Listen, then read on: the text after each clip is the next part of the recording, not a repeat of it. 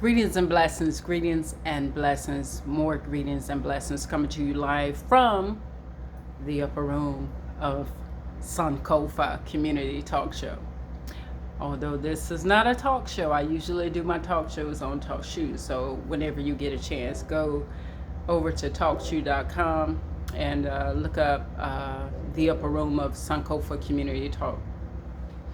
Anyway, as always, when I have something to say, so I wanted to come on and say it. And I'm gonna say this. I didn't come to this place alone. I came to this place by a prompting. What do I mean by prompting? Sometimes, as we experience things in life, there are certain things that we experience that prompts us to move into the next step or move to an action, a particular action, okay? So here's the manifestation of that action. I was listening to someone and they were talking about karmic relationships, and oftentimes we don't really understand or we don't know that we are entering into a karmic situation until we're right smack in the middle of it. Now, I'm going to say this,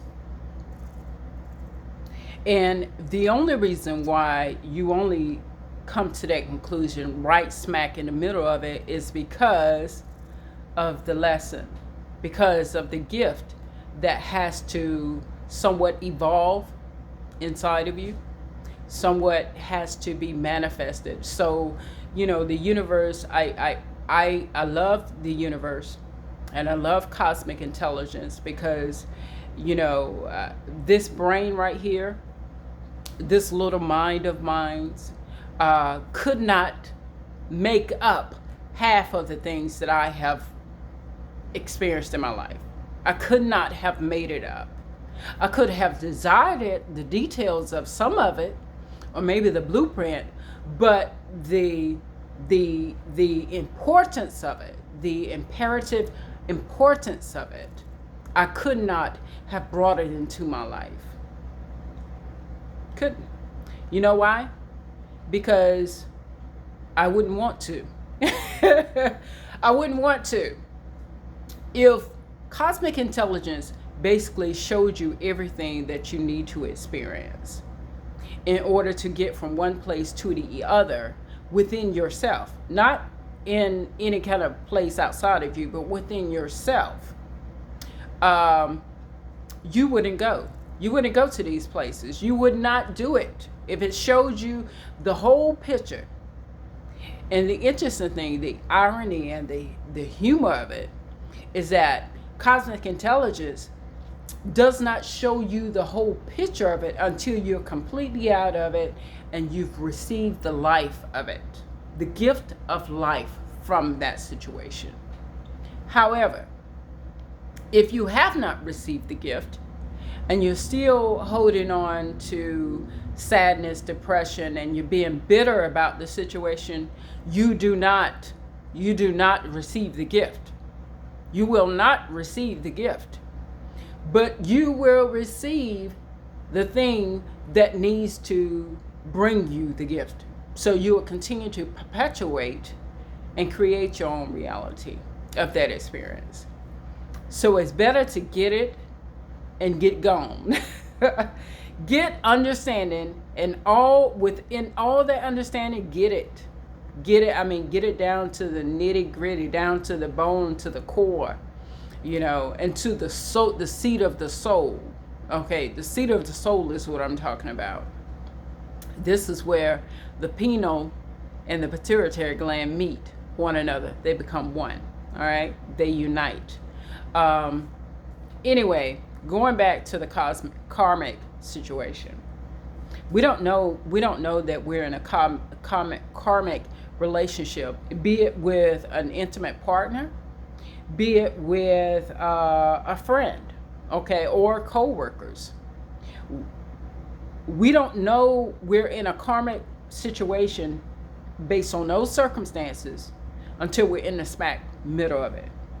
When you're in the smack middle of it, that means, and you have come to the realization or the awareness that you're in the middle of something that you need to yield to or release. When you realize that you're in that space, understand without a shadow of a doubt that you have learned and you have gathered everything that you can possibly need from that situation. And all the tools that you have gathered from there is going to provide you with the strength and the courage to move out of that situation and to move quickly.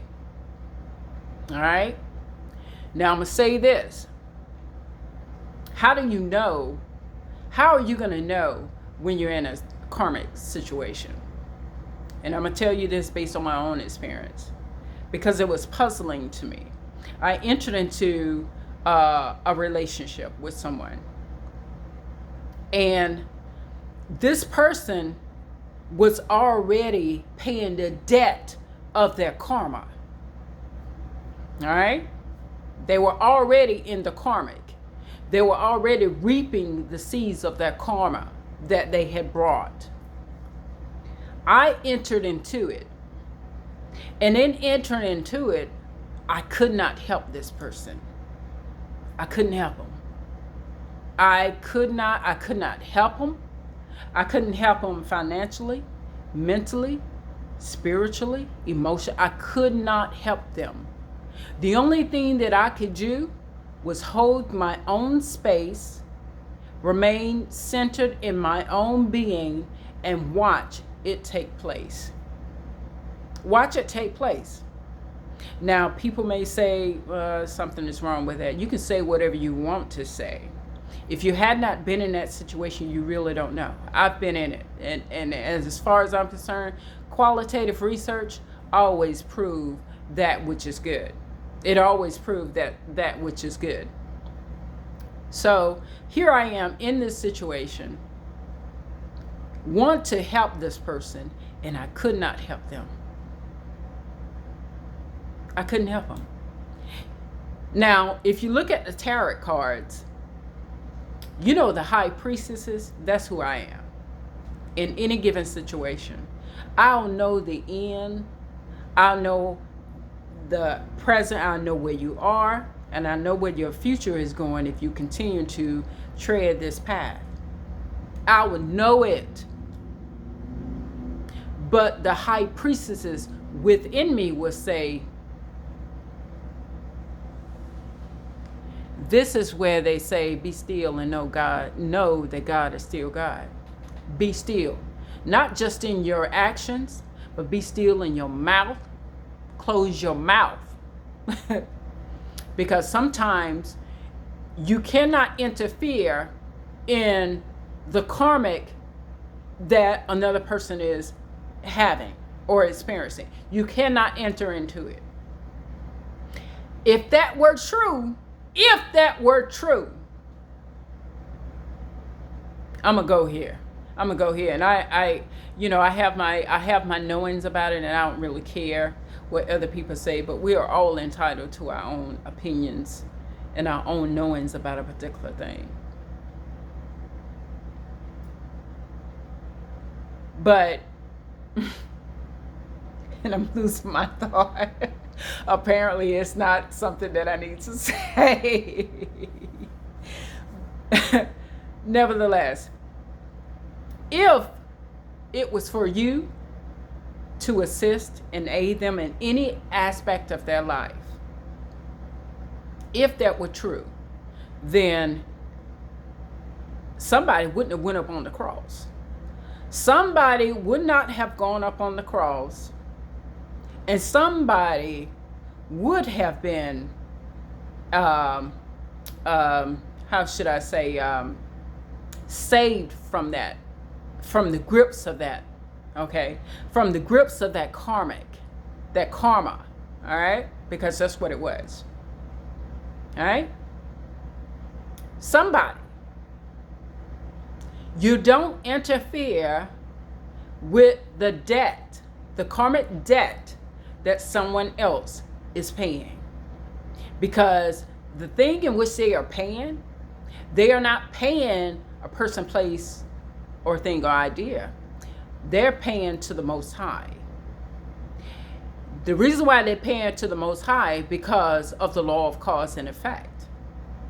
The Most High is not a liar and will never subject itself to the stupidity of others and their foolishness. It will not do that. It will maintain its integrity. And this, my dear, this is the high priestess. This is her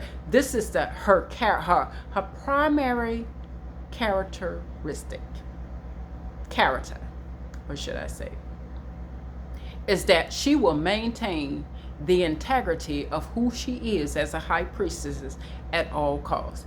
Therefore, she'll watch you fall on your own sword. I forgot one of my I was so excited about doing this show. Anyway, she will watch you fall on your own sword, because she knows within herself that you have brought that sword into your life to fall on. Right?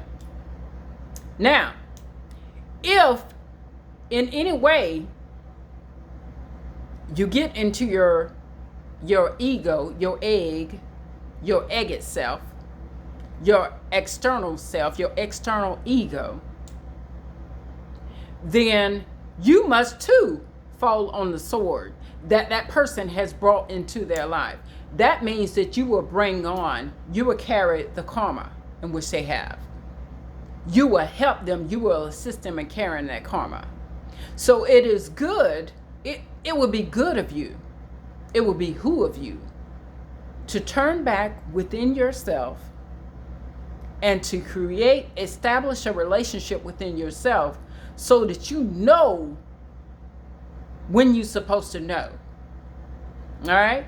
I'm not saying know everything. I'm just saying know when you're supposed to know, because your knowing when you're supposed to know is the gift of discernment. And oftentimes we don't have that. I've been there. I've had discernment and discarded because I didn't trust my relationship with the divine and the gift that is within me. Didn't trust it. But now, trust me, if I'm talking to someone and I know that they're in a karmic situation,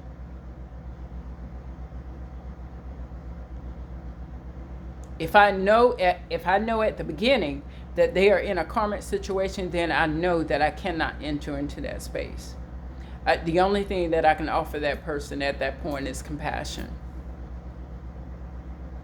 Compassion. There's a story in the Bible that says, and I don't know, I think Peter, who is one of Jesus' disciples, they were at the gate, and there was a beggar there. There was a beggar. And this is another thing, this is another sign. Someone who is in a karmic debt, who is paying off the karmic debt, they're always in a beggar mood. That beggar mode. They come into your life wanting, needing everything. Wanting, needing everything. They come into your life completely playing the victim mentality. The victim mentality is there to manipulate the victor. But see, in the defeating of the victor becomes the victim as well. Therefore, he falls on the sword that the victim has fell on, okay? Or has brought into his life. Now, let me go back to Peter. The beggar had his hand out, and he wanted, he wanted money, of course. And Peter said, "Silver and gold I have not, but this is what I have." And he had the teachings of Yeshua, or the teachings of Jesus, if you will. That's all he can give him. Now, case in point, I want to say this too. When you enter into a karmic situation, and you know without a shadow of a doubt that this is the way in which a person needs to be going, or you shine the light on the error of their ways and they refuse to take responsibility for the things in which they've created in their own lives, when that right there, they refuse to see, trust me, they are paying off a karmic debt because they don't supposed to see. If they saw, then it would affect the karmic debt, but they have to pay that debt off. It's called the law of cause and effect. Cause and effect. Okay? It's called the law of cause and effect. Now, you can go in there and trip up the law of cause of correspondence and get tripped up in the vibes of that karma. You'll be messing around, and before you know it, the rhythm of who you are is no longer authentic. It has become a hostage, a prisoner to that karma. I'm telling you exactly what I know. And I know this based on experience. You can take it or leave it. I don't care. I'm just here to deliver the message with one earring in my ear and the sun in Paris behind me. That's all. That's all I have to say about that. I hope it got to someone, because it's important. It's important that people know when you're in a situation and that situation is no longer good for you. It's important to know that you're in a situation and you cannot help that person. You cannot help that person, because at that point, that person paying off that karmic debt is caught up in the grips of the law of the universe. And the laws of the universe do not change, because it must maintain the integrity of what it is. So I am that high priestess, and hey, it is what it is. It is what it is. But and I'm so grateful that I now understand. I now understand, I overstand, and I understand. And that's only because I've entered into the sanctuary that is within me. Otherwise, I wouldn't know this information. I'll still be out there floundering from one place to the other, looking for love in all the wrong places. See, when you're high priestesses, or you're on the spiritual path and you're centered on your path, you're centered. And I'm not saying that you'll always be centered. Every now and then you may teeter to the shadow, but you only teeter for a little bit and then you bounce back, because your center is the primary source of your life.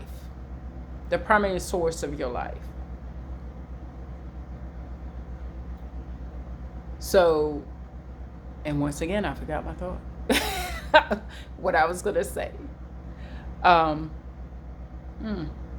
But anyway, yes, if I was not on my center, as the Masons would say, on my square. No, I say on my center, the point, the balance point. On the balance point is where I find balance. But yeah. So I hope this information helps someone. I hope this message helps someone, because that's what I'm just a speaker. I come forth to speak, and I enjoyed speaking. I enjoyed delivering the messages that the divine gives to me. And I enjoy my relationship in which I have with the divine. Oh, this is what I was going to say. Thank you. Is that when you're on the path and you're centered, your primary focus is the center of who you are. Is maintaining the center. Or as Esther Hicks would say it, staying in the vortex of who you are. Staying in the center. Okay? Because that center becomes sacredness. When you're on that, it will not matter to you if you were in a relationship or not. It would not matter to you if you had friends around you. It would not matter. You know why it would not matter? Because the universe is with you. Therefore, if the universe is with you, the forces of oneness is with you, you'll never be alone. And you don't meet strangers. Because the soul don't know strangers. Okay? You'll be highly favored and blessed wherever you go. People will find you irresistibly drawing. They want to come and assist and aid you. They want to be in your presence. So with that, I say to you all, be blessed, stay focused, stay in the light, get on the path of light. And if you find yourself in darkness, get all the understanding that you can possibly get, because at some point in your life, you're going to have to be telling somebody something to get them from one space and place within themselves. That's what it's all about. Going back, find your way back home. It's in, as Beyonce said. Find your way back home. It's right here, inside. It's inside of you. And it's, I don't even want to go into it. Yeah, I don't even want to go into it. But hey, namaste, pieces and bless to all.